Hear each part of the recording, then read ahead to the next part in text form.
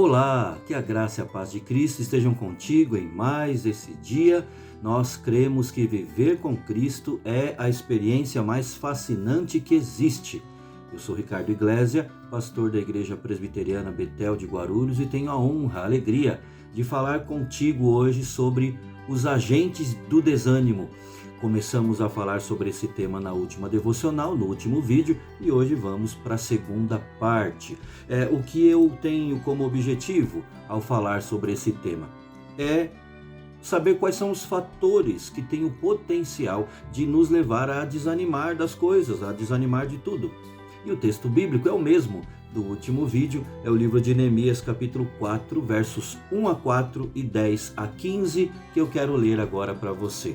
A palavra de Deus nos diz: tendo Sambalate ouvido que edificávamos o muro, ardeu em ira e se indignou muito e escarneceu dos judeus. Então falou na presença de seus irmãos e do exército de Samaria e disse: que fazem estes fracos judeus? Permitir-se-lhes a isso? Sacrificarão? Darão cabo da obra num só dia? Renascerão acaso dos montões de pó as pedras que foram queimadas?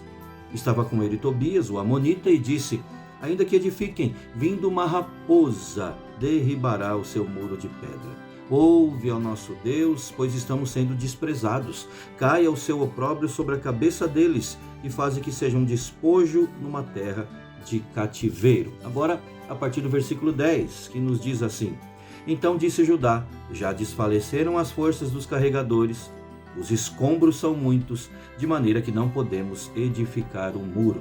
Disseram, porém, os nossos inimigos: nada saberão disto, nem verão, até que entremos no meio deles e os matemos, assim faremos cessar a obra.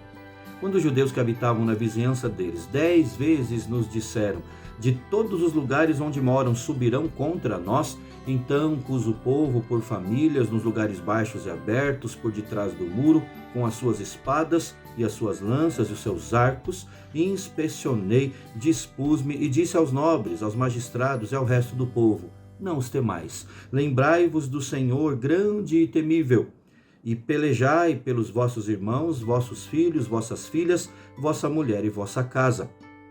E sucedeu que, ouvindo os nossos inimigos que já o sabíamos, e que Deus tinha frustrado o desígnio deles, voltamos todos nós ao muro, cada um à sua obra. No último vídeo, você deve se lembrar, se não, você, por favor, acesse lá e assista. Nós falamos sobre a primeira parte desse versículo 10. Neemias, com o povo, tendo como alvo, objetivo, a reconstrução dos muros da cidade de Jerusalém. Nós vemos que um agente do desânimo instalado ali foi a fadiga. Eu até perguntei: o que é que você faz quando está cansado? Muitos dos que estão cansados optam por desistir, né? Foi o que aconteceu ali, o que se instalou no coração do povo ali e nos dias de Neemias. Olha, já desfaleceram as forças, nós estamos cansados. Mas não precisa ser esse o caminho da desistência. Aliás, esse nunca é o melhor caminho. Está cansado de lutar? Descanse, para poder mais à frente retomar o trabalho com forças renovadas, revigoradas. A fadiga é o que tantas vezes tem instalado em mim e em você o desânimo. Mas na sequência, vemos que o segundo agente do desânimo, que o texto aqui nos mostra, é o agente da frustração. A segunda parte do versículo 10. Ainda há muito entulho, ou os escombros são muitos, disseram ali os judeus. À medida que as nossas forças vão minguando, a nossa tentação é conferir o quanto ainda precisa ser feito, não é? Ou o que ainda não foi realizado. Raramente nós paramos para celebrar o quanto já foi alcançado, o que já foi terminado. Os israelitas já tinham feito muito. A metade do muro já estava concluída, e até num tempo recorde. Mas seus olhos não enxergavam isso, não viam os resultados obtidos, por isso desanimaram. O foco, reparem, estava desajustado. Isso acarretou frustração, trouxe desânimo.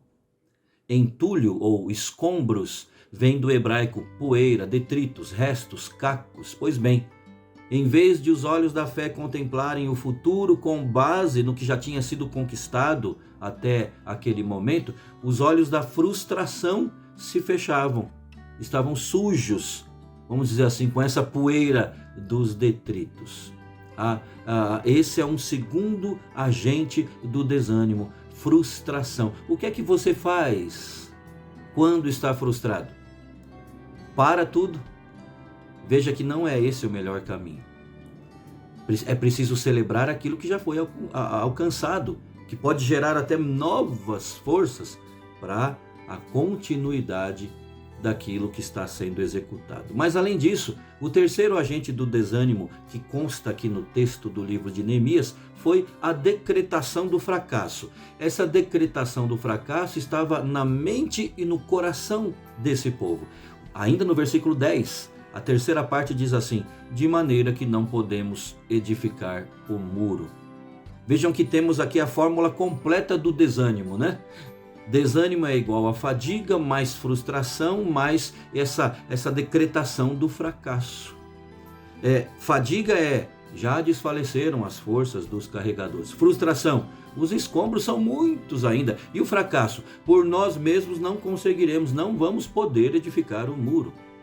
Fadiga é resultado da falta de descanso, como nós falamos. Frustração é resultado da falta de contentamento. A falta da celebração daquilo que Deus já por graça e misericórdia nos concedeu fazer. E o fracasso, essa decretação do fracasso. Quero falar um pouco sobre isso. O fracasso é resultado de alguns fatores também. Por exemplo, fracasso é resultado da autossuficiência. Vejam como eles colocaram isso, né? Segundo a NVI, Nova Versão Internacional, por nós mesmos não conseguiremos reconstruir o muro. Reparem que a autossuficiência nunca nos bancará até o final, né? Mais cedo ou mais tarde nós nos veremos como somos, com falta de recursos. O vinho vai acabar e se Jesus não estiver presente na nossa vida, vai ser um fracasso. Usando um dos episódios que Jesus viveu. Nós combatemos a autossuficiência com fé em Deus. Se eles não fossem autossuficientes, mas ao contrário, fossem teossuficientes, se a suficiência deles estivesse em Deus, esse fracasso quase certamente não seria instalado nas mentes e nos corações ali. Mas fracasso também tem um outro fator, é resultado de temer artimanhas. Você ultimamente tem abrigado, acolhido temores no coração pelo que outros podem estar conjecturando, formulando para algo contra você? Verso 11, é isso que a gente vê aqui. Disseram, porém, os nossos inimigos: nada saberão nem verão, até que entremos no meio deles e os matemos, assim faremos cessar a obra. Reparem que desde o começo Neemias sempre enfrentou aqueles que se opuseram ao seu trabalho. Eram pessoas que não queriam ver a obra concluída. Eles não tinham o mínimo prazer naquele projeto em andamento. E como eles agiram? Armaram-se com astúcia, dizendo: ninguém vai saber. Agiram em secreto, nem verão. E o alvo deles era o caos mesmo, até que entremos no meio deles e os matemos.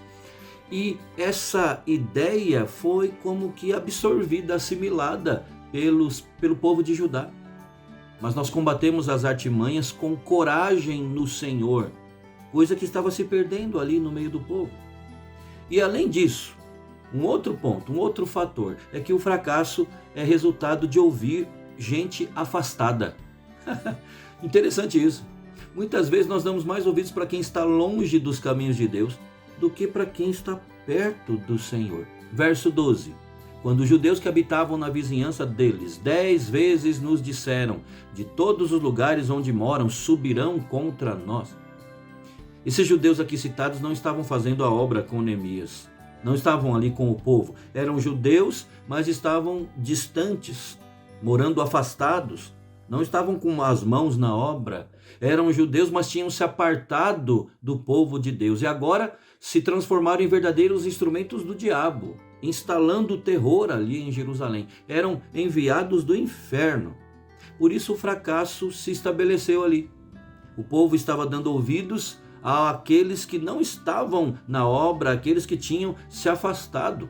O segredo do fracasso é esse: a autossuficiência, o temer as artimanhas e o ouvir aqueles que estão afastados de Deus, aqueles que vivem na fronteira da fé, por assim dizer.